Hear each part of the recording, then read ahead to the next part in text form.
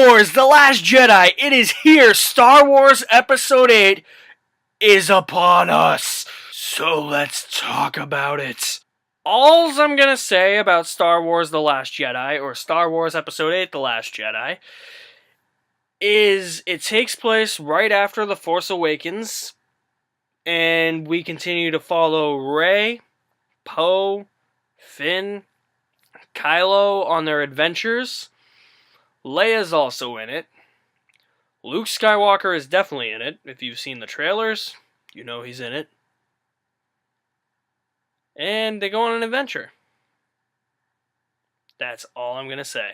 I'm saving the spoilers for the spoiler discussion. Now, in 2005, when a little movie called Star Wars Episode 3 Revenge of the Sith came out, we all thought that was the end. We were all wrong because Disney bought Lucasfilm. 2015, they gave us Star Wars The Force Awakens, which I really like as a Star Wars movie. A lot of people think it's too derivative of A New Hope. I don't see it that way. And now we are presented with The Last Jedi. And I'm going to take The Last Jedi out of the equation for a minute, and I'm going to take Rogue One out of the equation because that's not part of the Skywalker Saga. I'm going to rank the Star Wars movies right now. Number 1, this is from best to worst, by the way. Number 1, Empire Strikes Back. 2, A New Hope. 3, The Force Awakens. 4, Return of the Jedi. 5, Revenge of the Sith. 6, The Phantom Menace. 7, Attack of the Clones. If you and I were having a conversation about Star Wars and somehow ranking the movies made their way into this discussion, I would tell you The Empire Strikes Back is my favorite Star Wars movie. That is no longer the case. It is now The Last Jedi. Now, I'm not fanboying here. I'm not one to sit here and tell you that every episode or chapter in a series is better than the previous installment. That's not usually the case, ever. This is my honest opinion. Coming from me, somebody who adores the original trilogy. The Last Jedi just topped The Empire Strikes Back. I don't know what to tell you guys. You feel free to disagree, and I'm going to back up my claims with this review. Now, there are issues that I have with The Last Jedi. It is not a perfect movie. But just watching it, it's just such a satisfying thought. That satisfying feeling that you're just sitting there having a good time, and you're like, Star Wars is back. And it's better than ever.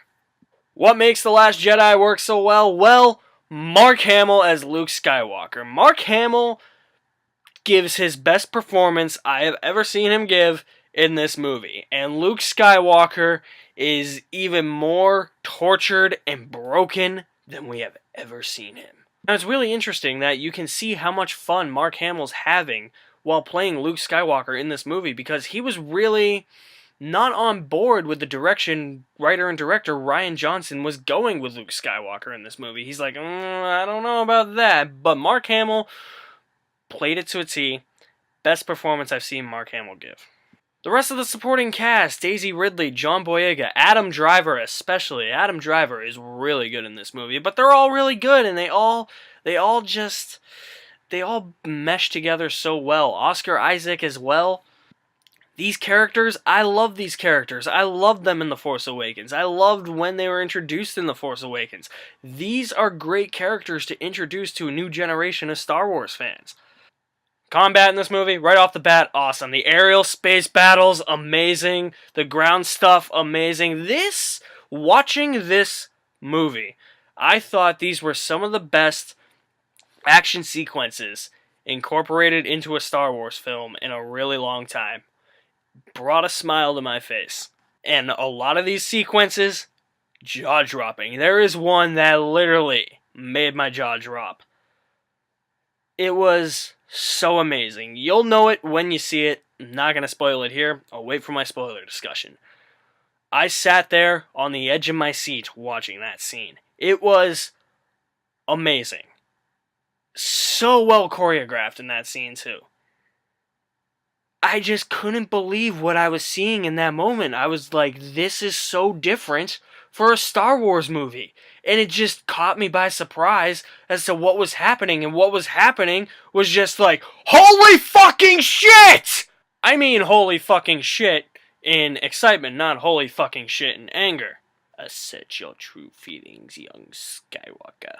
Story hooked me right away too. Rian Johnson knows his Star Wars lore, and he knew how to hook the audience in right away. And there is a lot that happens in this movie. It's a 2.5-hour movie. I've seen people say it's too long. Trust me, it does not feel 2.5 hours. It feels like it's at least 2. I'm not saying the movie's too fast-paced and the movie's a little too slow. It doesn't really have anything to do with the pacing. It's just there's so much content that is thrown into this movie. It moves along at a good pace. Pace where you're able to absorb what you're watching, able to absorb the information you're taking in, because there is a lot of content in this movie and you really have to pay attention. You really have to absorb what is being presented to you. And there's so much in this movie that it just feels like it's shorter than it really is. I complain about a 2.5-hour runtime, which, by the way, is the longest for a Star Wars movie. Don't. This story's not predictable. You think it's going to go one way, and then it goes another direction. It's like Dawn of the Planet of the Apes. Dawn of the Planet of the Apes kept me guessing which ways it was going to go with its story, and it went completely opposite directions. This movie did that. It is a very ambitious Star Wars movie. It's a very daring Star Wars movie. It's a very risk-taking Star Wars movie. You could even say it's a very different Star Wars movie. It's all of those and different. I will say, very different Star Wars movie. It is. It is a different Star Wars movie. Which might cause some people to either really love this movie or just really hate it. Personally, for me, no. I love the themes. I love the dark tone. I just love how ambitious and different it was from the previous installments in the saga. The third act in this movie, amazing. One of the best I've seen in a Star Wars film. It's got more jaw-dropping moments, and it's really something that comes together and it really, really works. Made me satisfied, very happy. Nothing really underwhelmed me to an extent, which gets into my issues, because there are a couple of issues I have with this movie. There's one storyline in this movie. Everybody's got really good storylines. Rey's got a really good storyline, Poe's got a really good storyline, but this subplot with Finn and this character Rose, I've seen a lot of complaints that you could have just taken that out of the movie. You really actually probably could have. It didn't bother me, but there was one or two scenes where I was like, definitely not needed. One scene in particular that bothered me with this storyline, and I'm like, why is this in a Star Wars movie? Like, it's all this scene is Harry Potter with lasers. However, this storyline does eventually connect back to the main plot of the movie, so I can give it a pass in that sense.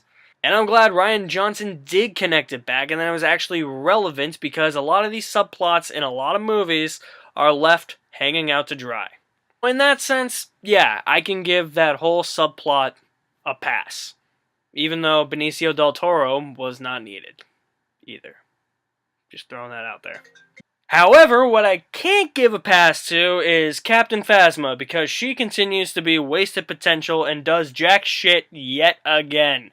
She's got that cool scene, but there's nothing else. It's like The Force Awakens. I was so looking forward to her in The Force Awakens, and then she was barely in it. I was like, that was a bummer. Well, she'll be in more of Episode 8. Nope. She's not. Not in this all that much. Probably 5 minutes of screen time. Phasma gets so much marketing for both this and The Force Awakens, and she ends up just being a colossal waste of time. Here's my thing with The Last Jedi, and this is why it's my favorite Star Wars movie, because it's so divisive. It's going to be very divisive amongst the fan base. People are going to love it, people are going to hate it, people are going to be right in the middle. I can see why. A lot of content is going to make people very pleased. A lot of other stuff is going to disappoint a lot of people. As stated, this is my favorite of the saga. I really like the movie. I'm one of those people that loved it. I'm not going to give it an A+, but it's going to be close. I am going to give Star Wars The Last Jedi an A. Like I said, this is a very different Star Wars film. It's going to be divisive. There might be people that might not even like this on first viewing or might have conflicted thoughts. It might have to go see this again in the theater to get those thoughts processed. It's that type of movie that requires and demands multiple viewings. I'm going to see it again tomorrow, and my opinion that it's better than Empire Strikes Back might change after tomorrow. This is how I feel right now, and this is all opinion-based. You're welcome to disagree with me. I'm okay with that. As for me, right now, I liked a lot of what I saw. Last Jedi is on top. So, have you guys seen Star Wars The Last Jedi? Did you like it? Did you not like it? Did you love it? Did you hate it? Because, like I said, it's going to be one of those movies. I want some feedback. Drop me a comment in the comment section below. You can like me on Facebook, follow me on Twitter, you're on YouTube, subscribe at the end of this video, and check out some past reviews I have done. I'll be coming with a review of Molly's Game next week, and then I think I'll try and squeeze in Jumanji Welcome to the Jungle if I can. And then that's probably it for the year. So yeah, then my top 10s will come out. We'll see you then.